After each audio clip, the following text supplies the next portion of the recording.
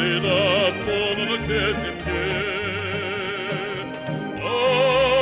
Ardayım gece harcamın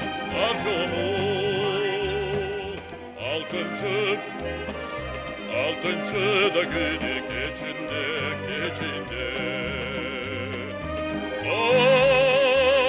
Ardayım gece harcamın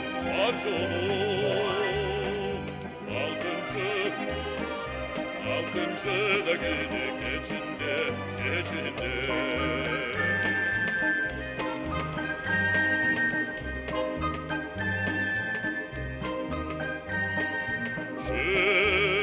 Şırdaşmay gelip sesimge Şımarmay sırdı hiç kimge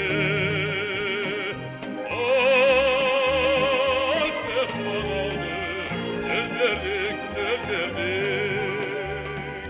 Anladım Altıncı da günü geçinde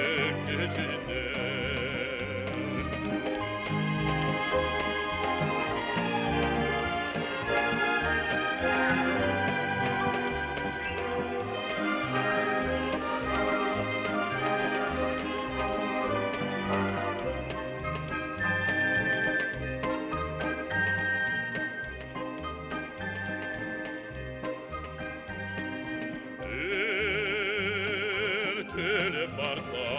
peşimde Eksamen bütün mezgilde Aşırma dedim oy bol Anladım Altıncı da günü geçinde